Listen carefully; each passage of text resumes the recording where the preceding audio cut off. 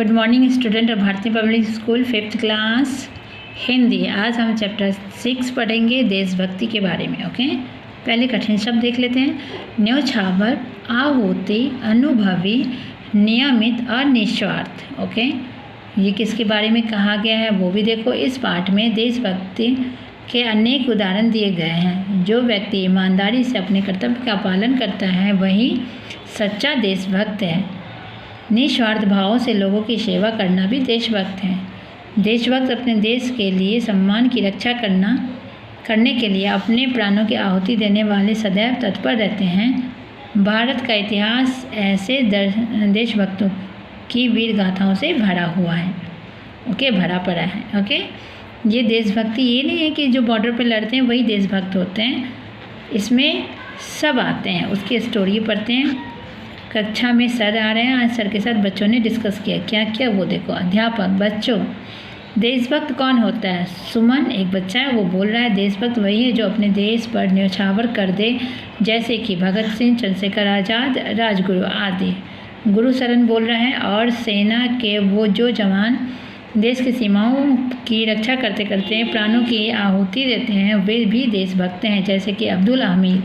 Okay, अब मालिनी क्या बोल रही है वो देखो। जो देश को प्यार करे, उसका सम्मान करे, वह भी देशभक्त है, चाहे उसे उसके लिए प्राणों की आहुति देने का अवसर ना मिला हो। ऐसा नहीं है कि जो प्राणों की आहुति देता है वही देशभक्त होता है। वो भी है जो अपने देश की सम्मान करता है, प्यार करता है। प्लास बोल रहा है जो देश पर गर्व करे और कहे कि यह मेरा देश है, वह भी देशभक्त है। जो हम लोग क्या करते हैं, हम लोग तो कुछ नहीं कर पाते, पर हम अपने देश पर गर्व करते हैं ना, सम्मान करते हैं, तो हम भी देशभक्त हो गए।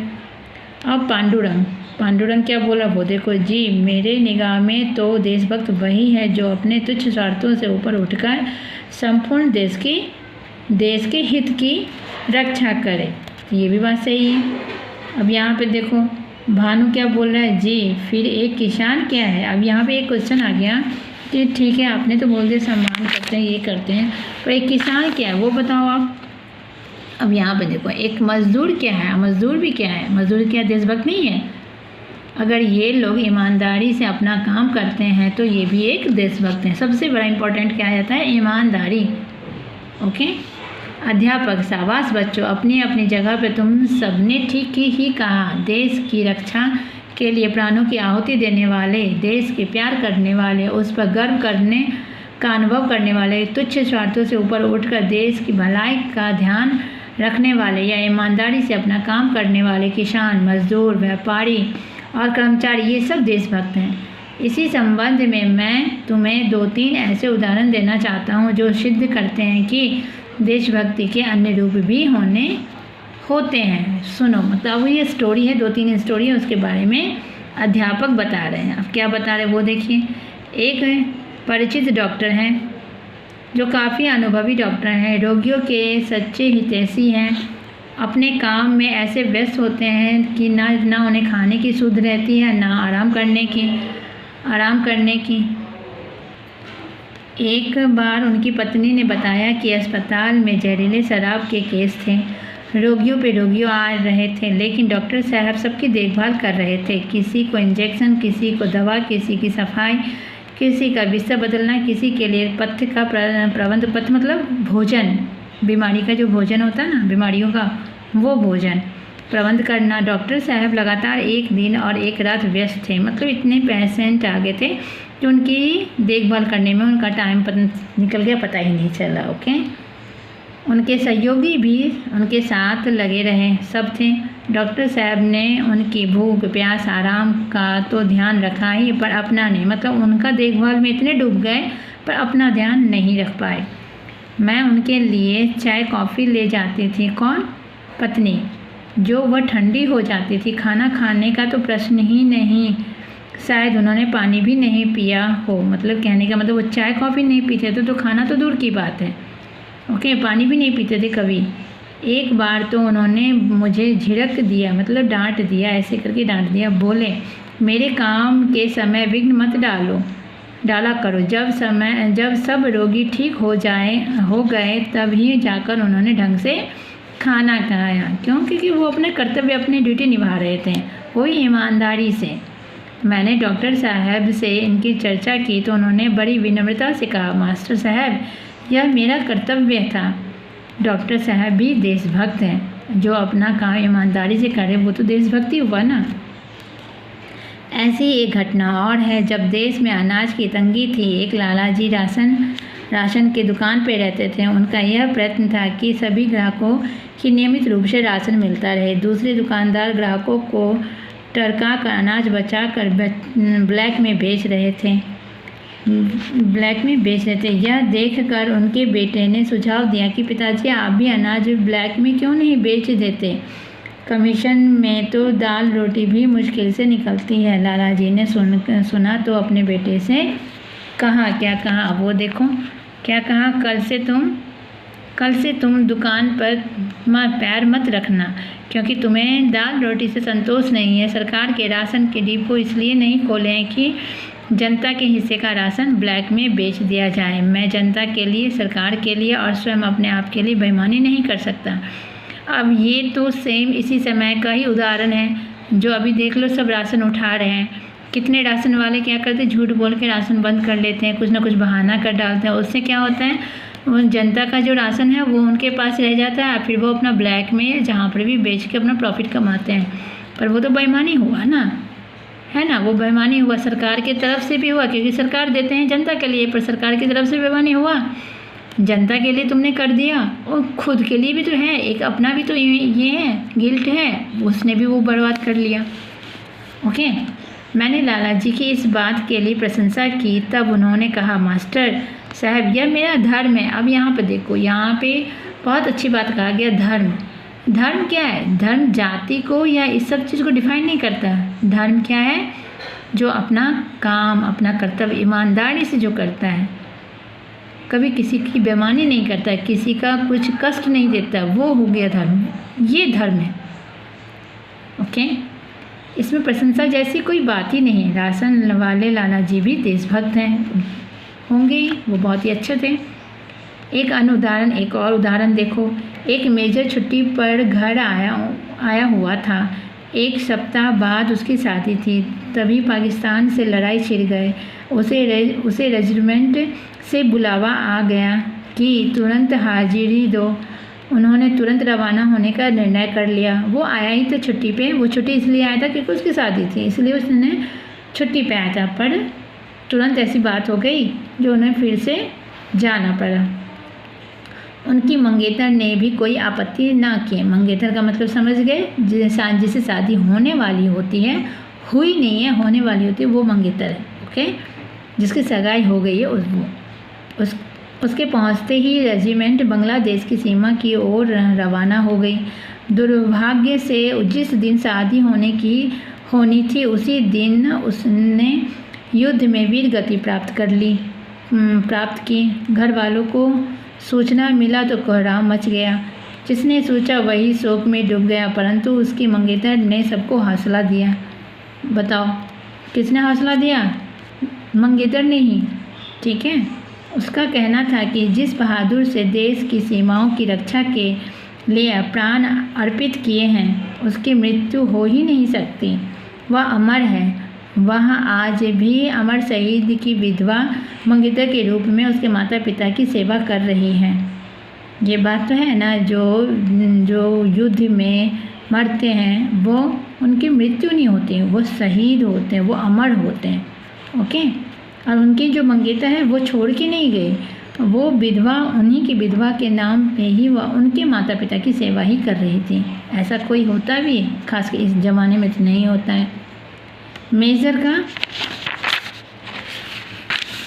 का नाम भी बताया गया, वो देखो। मेजर का नाम अमरेंद्र सिंह तथा मंगेतर का अमर कौर। मंगेतर के माता पिता उसे अमर कहकर पुकारते थे, है ना, अपना प्यारा सा नाम। उनका कहना है कि बेटा गया, बदले में बेटी मिल गई। उन्होंने अमर कौर की दूसरी जगह शादी करने का भी प्रस्ताव किया। प्रस्ताव क्यों किया? क्योंकि उसकी शादी तो नहीं हुई थी ना, सिर्फ सगाई हुई थी, शादी तो नहीं हुई थी। अब वो कुंवारी तो रह नहीं सकती है लाइफ टाइम के लिए, तो इसीलिए उनके माता पिताजी, कौन? लड़के के माता पिताजी ने ये क्वेश्चन किया। पर उसने क्या आंसर दिया वो देखो। उसने उत्तर दिया, भारतीय महिला की एक ही बार शादी होती है, बहुत बड़ी बात हो गई है ना। अंत में एक उदाहरण और देता हूँ। एक व्यक्ति विदेश मंत्रालय में अच्छे पद पे थे, अब वे रक्षा मंत्रालय में हैं। विदेशी दूतावासों के राजनयिकों को उसने अपने काम पड़ता रहता था, मतलब जो अच्छे पोस्ट पे होते हैं उससे तो काम पड़ता ही रहता है। उनके रक्षा मंत्रालय में आने के बाद उन लोगों में से कुछ अब भी उनके पास आते जाते रहते हैं, मतलब दूसरे डिपार्टमेंट के लोग भी आते जाते रहते हैं जो पहले कर चुके थे। एक बार एक राजनयिक ने उनके बेटे को अपने देश के उच्च शिक्षा के लिए छात्रवृत्ति का प्रस्ताव रखा। कोई और देश का जो राजनयिक है, जो मंत्रालय का जो आदमी होंगे, उन्होंने क्या किया, इनके बेटे को इनके बेटे को प्रस्ताव क्या दिया कि तुम मेरे देश में आके पढ़ाई करो और तुमको मैं छात्रवृत्ति दूंगा। यहाँ पे ध्यान से देखो, उन्होंने ध्यानपूर्वक प्रस्ताव अस्वीकार कर दिया। किसने? उसके पिताजी ने अस्वीकार कर दिया। इससे उसके बेटे के मन में ठेस लगी। अब दुख तो होता ही है ना, बेटा सुन लिया था तो दुख हुआ, परंतु पिता का रुख देखकर वो चुप रहा। पिता के आगे कौन बोले, कुछ नहीं बोला।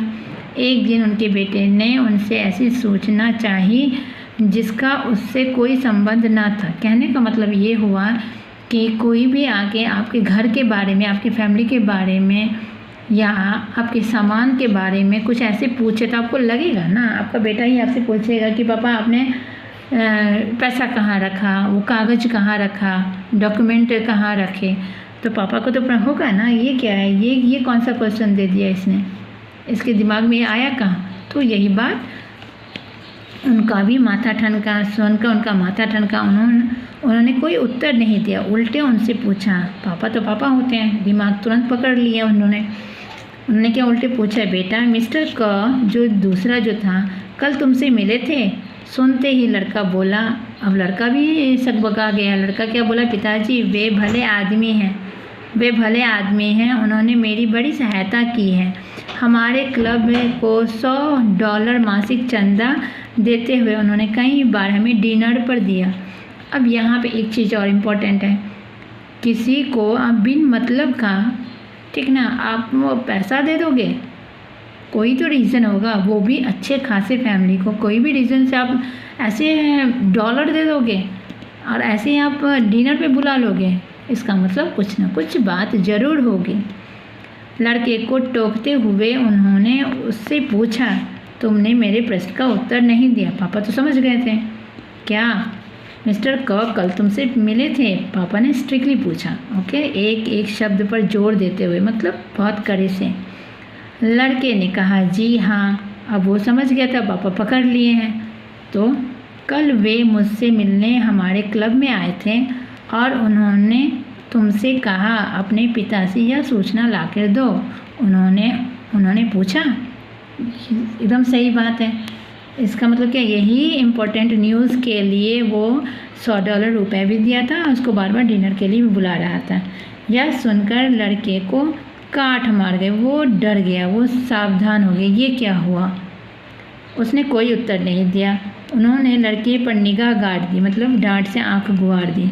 बोले, देखो बेटा, मैंने पंचतंत्र पढ़ा है, चाणक्य नीति पढ़ी है, आधुनिक राजनीति का भी मुझे ज्ञान है, सरकारी कामकाज का मुझे अनुभव है। तुम्हारा चुप रहना इस बात का सबूत है कि मिस्टर कौर ने तुमसे कहा कि अपने पिता से यह सूचना लाकर दो। अच्छा, उन्होंने उसके लिए तुम्हें कितने $1 दिए? 500 या 1000? पापा पकड़ चुके थे कि वो कितने ही गंदे हैं कि मुझसे नहीं हो पाया तो उसके बेटे से वो काम करवा डालूं। ओके, लड़के का चेहरा पीला पड़ गया, पर वह बोला कुछ नहीं। तब उन्होंने अपने लड़के की पीठ सहलाते हुए कहा, मुझे अफसोस है बच्चे, तुम मिस्टर कॉ के फंदे में फंस गए। तुम देशद्रोह के मार्ग पे जा रहे हो। प्रलोभन में तुम्हें अंधा कर दिया। प्रलोभन मतलब लोभ। तुमने $100 देखा और तुम भूल गए कि वो जो अंकल हैं वो मुझसे क्या करवाना चाहते हैं। ना तुमने पूछा और तुमने ये भी नहीं पूछा, एक पापा से भी नहीं पूछा कि ये क्या है क्या नहीं है। ओके, तो लोभ में फंस गए तुम। पर वो तो देशद्रोही हो गया ना। देश का कोई भी इम्पोर्टेंट डॉक्यूमेंट तुम चुराओगे या किसी दूसरे देश को दोगे तो तब तो देशद्रोही हो गया।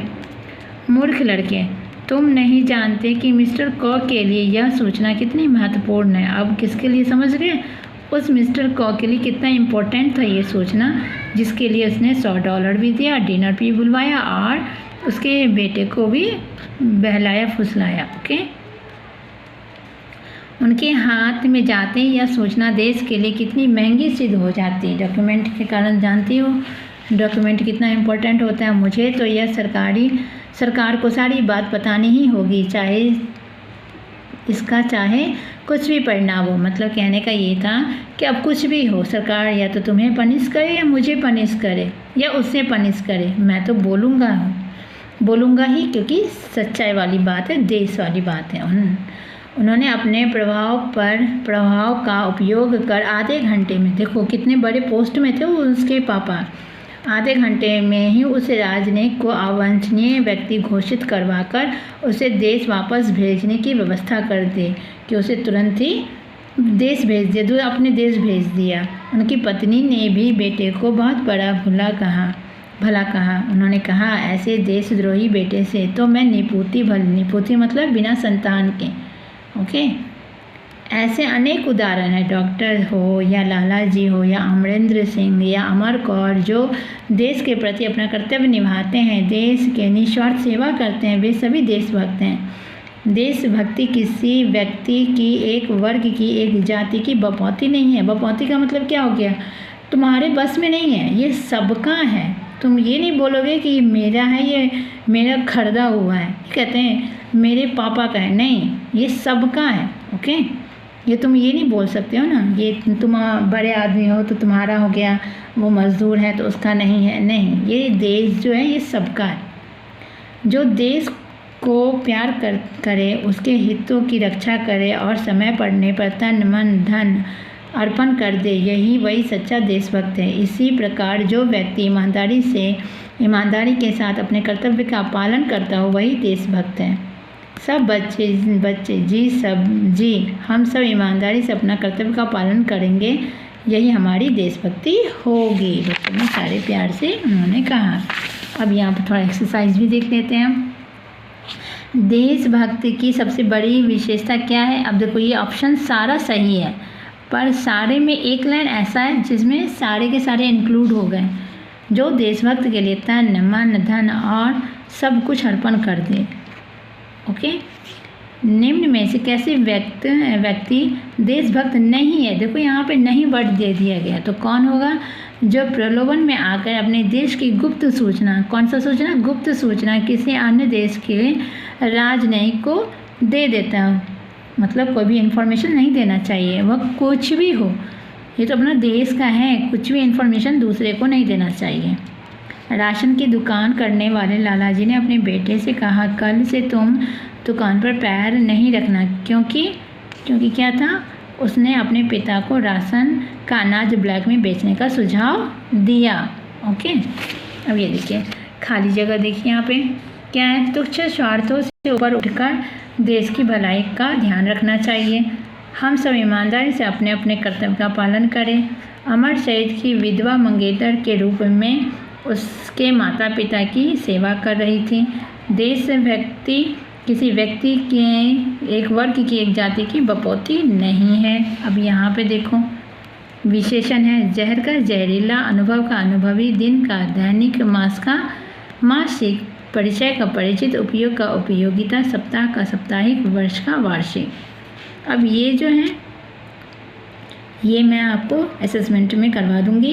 ओके, ब्लैक मतलब काला बाजारी, उससे कोई भी सेंटेंस बनाओ। कमीशन, घूस लेना या किसी काम के करने का। ओके, अवांछनीय, अनावश्यक। प्रलोभन, लालच, लोभ, बपौती, पुश्तैनी मतलब मेरे दादा परदादा का संपत्ति है, ऐसा नहीं है। ये रहा हमारा मुहावरे, जो भी मैं असेसमेंट में करा दूँगी। वीर गति को प्राप्त होना, शहीद होना, माथा ठनकना, सावधान होना, काठ मार जाना, शून्य हो जाना, चेहरा पीला पड़ जाना, घबरा जाना। ओके, ये सारा आपका क्या है, मुहावरे हैं, मैं आपको करवा दूँगी। ओके, अच्छी तरह से इसको पढ़ लेना, बहुत अच्छी चैप्टर स्टोरी है। ओके।